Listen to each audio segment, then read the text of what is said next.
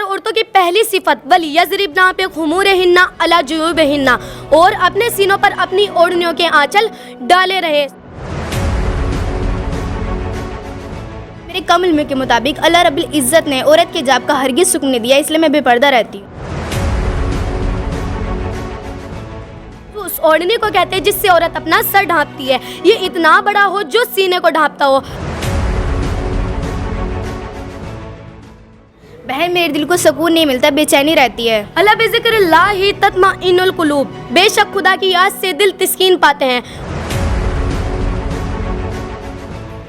نمشکار، آداب، ست شری اکال۔ آپ دیکھ رہے ہیں جنتا ونتا، اور جنتا ونتا میں آپ کا پھر سے سواگت ہے ایک نئی ویڈیو کے ساتھ۔ جیسا کہ دنیا میں سینکڑوں دھرم ہیں، لیکن 4 دھرم سبھی جانتے ہیں، ہندو، مسلم، سکھ، عیسائی۔ بات کریں گے اسلام دھرم کی۔ اسلام دھرم میں جیسا کہ پردہ یعنی حجاب ضروری ہے، ویسے تو سبھی دھرموں میں حجاب ضروری ہے۔ کسی بھی گرنتھ کو اٹھا کے دیکھ لیجئے، آپ کو حجاب کے بارے میں ضرور ملے گا، لیکن یہاں بات کریں گے ہم اسلام دھرم کی۔ اسلام دھرم میں پردہ یعنی حجاب کب، کیوں اور کیسے آیا؟ ہمارے ساتھ یہ مسلم شہزادیاں ہیں، یعنی مسلم بچی ہیں۔ ہم ان سے بات کریں گے کہ پردے کے بارے میں یہ کیا بتائیں گی۔ کیا نام بیٹا آپ کا؟ نجف فاطمہ، مکتب امامیہ بگرا اور درجہ پنجم کی طالبہ ہوں۔ آپ کے استاد کا کیا نام ہے؟ مولانا سلمان عباس صاحب۔ اور آپ کا؟ میرا نام میرم فاطمہ ہے اور میں مکتب امامیہ بگرا درجہ پنجم کی طالبہ ہوں، اور میرے استاد کا نام مولانا سلمان عباس ہے۔ ماشاءاللہ، آپ کا جو لباس ہے بہت پیارا ہے، اور اسلام میں زیادہ تر لوگ ایسا ہی پسند کرتے ہیں۔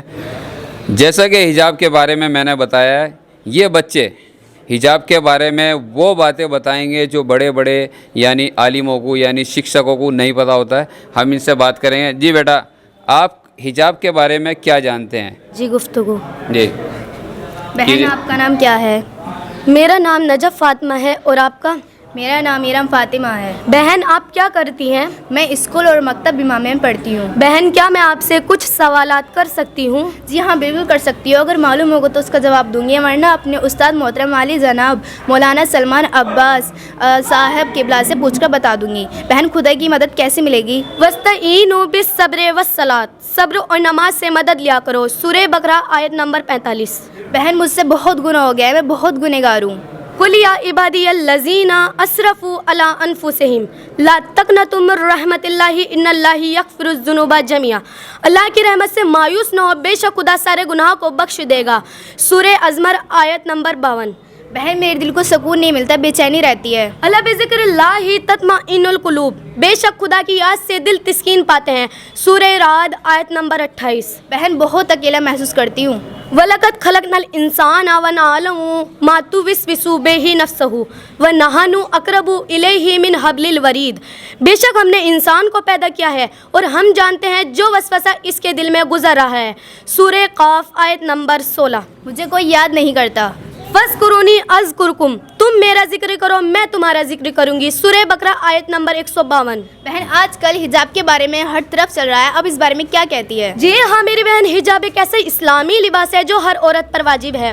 کیا قرآن پاک میں ایک بھی ایسی آیت ہے جو عورت کے حجاب کی فریضیت بھی حجاب کے واجب ہونے پر دلالت کرتی ہے؟ بہن آپ نے اپنا پورا نام تو بتا دیا، آپ اپنا پورا تعارف تو کرائیے۔ آپ تو ایک ایسے علمی اور سخت سوال پوچھ رہی ہیں۔ میں مکتب امامیہ میں درجہ پنجم کی طالبہ ہوں۔ میرے کم علم کے مطابق اللہ رب العزت نے عورت کے حجاب کا ہرگز حکم نہیں دیا، اس لیے میں بے پردہ رہتی ہوں۔ اچھا ماشاءاللہ، کیا میں آپ سے چند سوال کر سکتی ہوں؟ بالکل پوچھیے۔ اگر تمہارے پاس ایک ہی مطلب والا 3 مختلف طریقوں سے پیش کیا جائے تو تم کیا مطلب نکالو گی؟ جی میں کچھ سمجھی نہیں۔ اگر میں آپ کہوں کہ مجھے اپنے امامیہ مکتب درجہ پنجم کی فائنل رپورٹ مارک شیٹ دکھاؤ، یا یوں کہوں کہ مجھے اپنے امامیہ مکتب کی فائنل رپورٹ دکھاؤ، تو تم کیا نتیجہ نکالو گی؟ میں ان تینوں باتوں سے یہ سمجھوں گی کہ آپ میرا رزلٹ دیکھنا چاہتے ہو، اور ان تینوں باتوں میں کوئی بھی تو ایسی بات پوشیدہ نہیں ہے جو مجھے کسی شبہ میں ڈالے، کیونکہ ڈگری رزلٹ، ہماری تعلیمی رزلٹ سب ایک ہی بات کی طرف اشارہ کرتا ہے۔ آپ میرا رزلٹ دیکھنا چاہتی ہے۔ میرا یہی مطلب تھا جو تم نے سمجھ لیا۔ لیکن آپ کے اس نطق کے میرے حجاب کے سوال سے کیا تعلق ہے؟ اللہ تعالیٰ نے قرآن مجید میں 3 ایسے الفاظ استعارے کا استعمال کیا ہے جو عورت کے حجاب پر دلالت کرتے ہیں۔ وہ کیا ہے اور کس طرح؟ अल्लाह ताला ने पर्देदार औरतों की जो सिफत बयान फरमाई है उन अल्फाज के ज़रिए अल हिजाब, अल जिलबाब, अर खुमार, यानी इनका मतलब एक ही बनता है।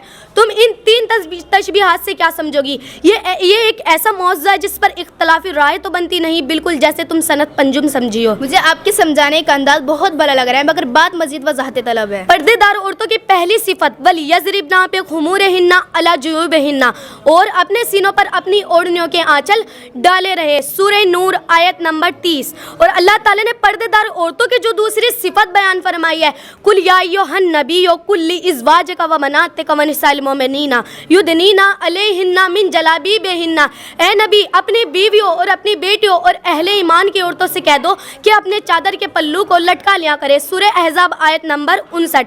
और अल्लाह ताला ने पर्देदार औरतों की जो तीसरी सिफत बयान फरमाया मिन वराए हिजाब, यानी अगर तुम्हें कुछ मांगना हो तो हिजाब के पीछे से मांगा करो। सूरह अहज़ाब आयत नंबर 53। क्या अभी भी तुम्हारे ख्याल में ये तीन तशबीहात औरत के पर्दे की तरफ इशारा नहीं कर रहे हैं? मुझे आपकी बातों से सदमा पहुंच रहा है। ठहरो, मुझे इन तीनों लफ्जों की अरबी ग्रामर से वजाहत करने दो। अरबी ग्रामर में उस ओढ़नी को कहते हैं जिससे औरत अपना सर ढांपती है। ये इतना बड़ा हो जो सीने को ढांपता हो। अफ्जल जिलबाब ऐसी खुली कमीज को कहते हैं। सर ढांपने वाला हिस्सा मुड़ा हो, इसके बाजू बंधे हो।